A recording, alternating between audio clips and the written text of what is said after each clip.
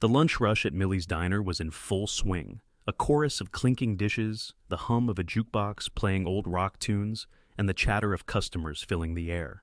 The smell of sizzling bacon and fresh coffee wafted through the room as Cassie maneuvered between tables, balancing a tray stacked with plates. She flashed her usual warm smile at a family in the corner booth, jotting down their order with a flourish. Cassie had a knack for making people feel at home, even on the busiest of days. Her life wasn't easy, working double shifts to make rent and save for nursing school, but she had learned to find moments of joy in the chaos. The diner's regulars loved her, often joking that her bright energy was what kept the place running. To her, it was just another day, another busy shift where she barely had time to think. But not everything about that day was ordinary. The bell above the front door jingled, signaling a new customer. Cassie glanced up out of habit, her practiced eyes quickly assessing the man who walked in. He was tall, in his late 30s, with a wiry frame and a nervous energy that immediately set her on edge. His hoodie was slightly too big for him, the cuffs frayed, and he clutched a large, battered duffel bag like it was an extension of himself. Cassie watched as he scanned the room, his gaze darting to the clock on the wall, before settling into a corner booth near the back. He placed the bag on the floor beside him, his foot tapping anxiously as he fiddled with the zipper. Something about him didn't sit right. She couldn't put her finger on it. Maybe it was the way he kept glancing at the clock, or the beads of sweat forming on his brow despite the air conditioning. Years of working in the diner had made her observant, tuned into people's moods and mannerisms. This man radiated unease, and it prickled at the back of her mind. "Need a menu?" she asked, her voice light and professional as she approached his table. He barely glanced at her, shaking his head. "Just coffee," he muttered, his voice low and clipped. Cassie nodded, pretending not to notice his twitchy hands, or how he seemed to flinch every time someone walked past. She brought him his coffee and moved to the next table, but her attention kept drifting back to him. Something about the bag bothered her, how he never let it out of his sight, how he tucked it slightly under the table, as if hiding it. The man suddenly stood, muttering something under his breath. He left the table, heading toward the restroom, leaving the bag behind. Cassie's stomach twisted as she glanced at the duffel. Her breath hitched when she saw it. A tangle of wires peeking out from the partially open zipper. Her hands trembled, but her instincts kicked in. Stay calm. Assess the situation. The familiar bustle of the diner faded into the background as her mind raced. Something was very wrong. Cassie stood frozen for a moment, her eyes fixed on the duffel bag. The wires confirmed her worst fears, but she knew panicking wouldn't help.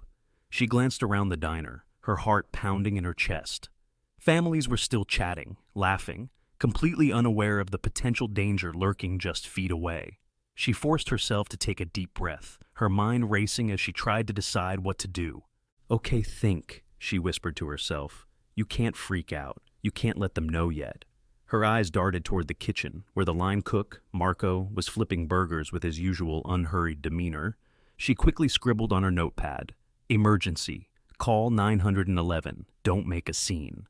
Balancing her tray as naturally as possible, she made her way to the counter and handed Marco the note, pretending to chat as she passed it to him. He glanced at it, his brow furrowing, but didn't ask questions. "Got it," he muttered, reaching for the phone under the counter. Cassie returned to the dining area, her pulse racing. The man still hadn't returned from the restroom. She needed to act fast. Quietly, she approached her manager, Linda, and slipped her another note. "Evacuate the diner. Use an excuse. There's a threat." Linda's face went pale, but she nodded, her years of experience showing in the way she stayed composed. Linda walked to the center of the diner, clapping her hands to get everyone's attention.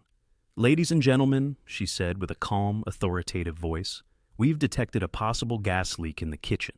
For your safety, we need everyone to step outside immediately. Don't worry, your meals are on the house today." There were murmurs of confusion, a few groans of annoyance, but the customers began to comply. Cassie took it upon herself to help usher them out, starting with the family in the corner booth. "I know it's inconvenient," she said with an apologetic smile, "but we just want to make sure everyone's safe." As she guided more customers to the door, she kept glancing toward the restroom, half expecting the man to come storming out. The bag still sat under the table, its ominous presence sending a chill down her spine. She had to keep moving, had to stay calm. Most of the customers had exited the diner, but a few lingered, asking questions. One man, a retired Marine named Hank, who often came in for the daily special, approached Cassie. "What's really going on?" he asked, his voice low but firm. "This doesn't feel like a gas leak." Cassie hesitated for a moment before deciding to tell him the truth. "There's something in that bag," she said quietly, glancing toward the table. "I think it's a bomb." Hank's expression hardened, and he nodded. "I'll stay," he said. "You might need backup." Before Cassie could respond, the restroom door swung open.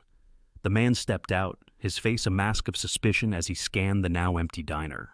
His eyes landed on Cassie and then darted to the duffel bag. He quickened his pace, heading straight for the table. Cassie's heart leapt into her throat. Without thinking, she grabbed the nearest thing, a steaming pot of coffee, and walked toward him.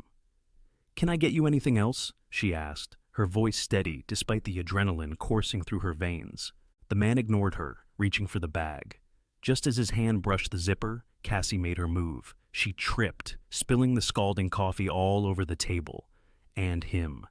He let out a cry of pain, recoiling as the hot liquid soaked his hoodie and splattered his face. "Sorry about that," Cassie said, forcing an apologetic tone, but her eyes stayed locked on him. Out of the corner of her eye, she saw Hank edging closer, positioning himself near the man. The suspect recovered quickly, his anger flaring. "What the hell is wrong with you?" he growled, his hand diving into his pocket. Cassie's stomach dropped. The trigger. Before he could pull it out, Hank lunged, grabbing the man's wrist and twisting it behind his back. The man let out a grunt of pain, but he wasn't going down without a fight. He kicked out, knocking over chairs as he struggled against Hank's grip. Cassie didn't hesitate. She grabbed a heavy metal tray from a nearby table and swung it at the man's hand, knocking the object, a small remote, out of his grasp. It skittered across the floor, stopping under another table. The man roared in frustration, managing to shove Hank off him. He lunged for the remote, but Cassie was faster. She slid across the floor, grabbing it and holding it tightly in her hand. Her fingers fumbled over the buttons, terrified she might accidentally press the wrong one. "Drop it!" the man shouted, his eyes wild. He reached for her, but Hank tackled him to the ground, pinning him with all his weight. "Don't let him near that bag!" Hank yelled, struggling to keep the man subdued. Cassie's mind raced. The police weren't here yet, and she had no idea if the device was armed. The bag sat ominously under the table, its potential power radiating in the air like a storm cloud. She couldn't risk leaving it there. "Cover me!" she shouted to Hank, bolting toward the bag. She grabbed it by the straps and sprinted toward the back door, ignoring the man's furious screams behind her. The duffel felt heavier than she'd expected, the weight of its contents driving home just how dangerous this situation was. Bursting through the back door, Cassie ran into the alley behind the diner. She spotted a dumpster a few yards away and hurled the bag into it with all her strength. "Stay back!" she shouted to Marco, who had come out to see what was happening. Seconds later, a muffled explosion shook the dumpster, sending a plume of smoke and debris into the air. Cassie stumbled backward, shielding her face as the force of the blast rattled her to the core. Her ears rang, and her chest heaved as she tried to process what had just happened. The back door flew open, and Hank emerged, still holding the man in a tight grip. "You okay?" he asked, his voice gruff but concerned. Cassie nodded, though her legs felt like jelly. "I'm fine," she said, her voice shaky. "Is everyone else—" "The cops just got here," Hank interrupted. "They'll take it from here." Red and blue lights reflected off the diner's windows as police officers stormed in, weapons drawn. They quickly apprehended the man, securing him in handcuffs and questioning Hank and Marco about what had happened. Cassie leaned against the wall of the alley, her hands trembling as the adrenaline began to wear off. She watched as the officers secured the scene, her mind replaying the events of the last few minutes over and over again. She didn't feel like a hero. She felt scared, shaken, and desperately in need of a moment to breathe. But as she looked around at the faces of her coworkers and the evacuated customers gathered outside the diner, she realized the truth. Her quick thinking had saved them all. Her thoughts were interrupted by one of the officers approaching her. "You're the one who spotted the device?" he asked, his tone equal parts impressed and serious. Cassie nodded. I saw the wires," she said, her voice barely above a whisper. I couldn't just do nothing. The officer gave her a small smile. You did good, he said. Really good.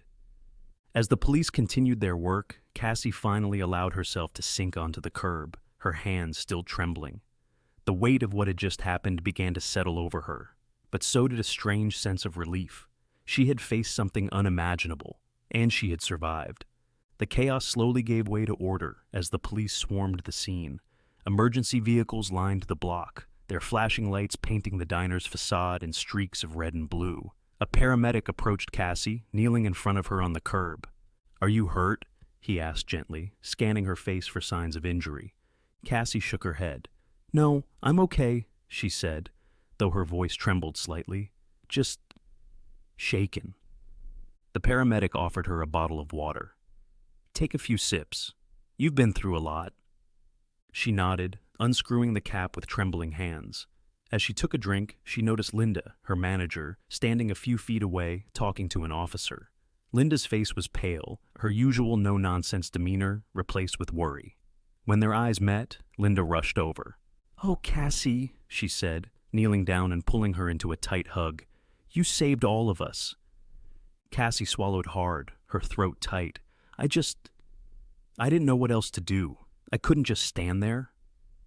Linda pulled back, gripping Cassie's shoulders. You didn't just do something. You stopped him. You saved everyone in that diner, including me. Don't you dare downplay that. Cassie's eyes filled with tears, but she blinked them back. She didn't feel like a hero, but the relief in Linda's voice and the gratitude in her eyes told her that her actions had made a difference. A detective named Harris approached Cassie next, his notepad in hand. He introduced himself and asked if she could recount everything that had happened. Cassie took a deep breath and told him everything, from the moment the man walked in to the second the duffel bag exploded in the dumpster. Her voice was steady at first, but as she described the wires in the bag and the man reaching for the remote, her composure began to crack. Detective Harris listened intently, nodding as he jotted down notes. When she finished, he closed his notepad and looked at her with admiration. Miss, you showed remarkable bravery today, he said. Most people would have frozen, or worse, panicked. You stayed calm and thought on your feet. That's rare. Cassie shook her head. I wasn't calm. I was terrified. Maybe, Harris said, but you didn't let fear stop you. That's what makes the difference. He paused before adding, the man you stopped is part of a larger network we've been tracking. Thanks to you, we might have a chance to stop more attacks like this. You've saved more lives than you'll ever know. The weight of his words hit Cassie like a tidal wave. She had acted out of instinct, out of a need to protect the people around her. But now, she realized the full impact of her actions. This wasn't just about the people in the diner. It was bigger than that. By the time the crowd outside the diner began to disperse, word of what had happened had already started to spread. News vans arrived, reporters clamoring to get statements from the police and witnesses. Cassie tried to keep a low profile, but it wasn't long before someone pointed her out. Are you the waitress who stopped the terrorist? A reporter asked, shoving a microphone in her face. Cassie took a step back, overwhelmed. I just did what anyone would have done, she stammered. Hank stepped in, his tall frame blocking the camera. Give her some space, he said firmly, his gruff tone leaving no room for argument. She's been through enough. The reporters backed off slightly, but it was clear the story was spreading fast. Cassie could hear snippets of conversations. Waitress saves the day. She's a hero. Unbelievable bravery. Linda approached her again, this time with a determined look. Cassie, go home. Get some rest. You've done more than enough today. Cassie hesitated. Are you sure? I don't want to leave you to handle this alone. Linda gave her a small smile.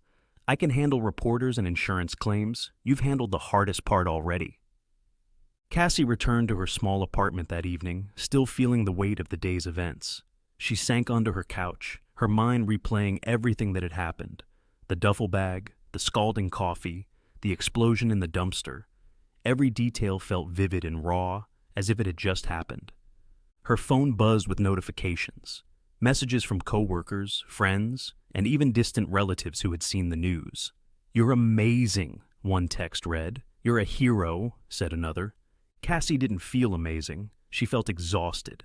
She set her phone aside and leaned back, closing her eyes. She thought about Hank, Linda, Marco, and the families who had been in the diner. They were safe. That was all that mattered. The following day, Cassie returned to the diner to check on everyone. To her surprise, the place was packed, not with regular customers, but with reporters and community members who had heard about her bravery. As soon as she walked in, the room erupted in applause. Cassie froze, her cheeks flushing. She wasn't used to being the center of attention. Linda came over beaming. "We couldn't keep you away even if we tried," she teased, pulling Cassie into another hug. "But seriously, Cass, look around. People are here because of you." Cassie glanced around, taking in the faces of the people who had come to thank her. A mother from the corner booth approached her, holding the hand of her young son. "You saved my family," the woman said, her voice thick with emotion. "I don't know how to thank you." Cassie shook her head. "You don't have to thank me. I'm just glad you're okay." The little boy looked up at her with wide eyes. "You're like a superhero," he said. Cassie laughed softly. "Not quite, kiddo, but I'll take it." Over the next few weeks, Cassie's life changed in ways she never expected. Donations poured in from people who wanted to support her bravery. A local business offered to pay for her nursing school tuition, and the mayor publicly recognized her in a ceremony, calling her a beacon of courage. Despite the sudden attention, Cassie remained grounded. She continued working at the diner, though her coworkers insisted on taking some of the load off her shoulders. She also started volunteering at a local community center, inspired by the detective's words about making a difference. One evening, as she was closing up the diner, Hank stopped by. "Figured you could use this," he said, handing her a small box. Cassie opened it to find a pocket-sized medal with the words "Bravery in the Face of Danger" engraved on it. "It's not official or anything," Hank said, scratching the back of his neck. "Just thought you deserved something to remind you of what you did." Cassie smiled, her eyes misting. "Thank you, Hank. That means a lot." As the weeks turned into months, Cassie found herself reflecting on the event less as a moment of terror and more as a turning point in her life. She had faced something unimaginable and come out stronger. She realized that courage wasn't about being fearless. It was about acting despite the fear. And while she still didn't think of herself as a hero, she embraced the idea that one person's actions could make a difference. Cassie hung the medal on her wall, a quiet reminder of the day she chose to act when others froze. It wasn't just a symbol of her bravery. It was a symbol of the power of ordinary people to do extraordinary things.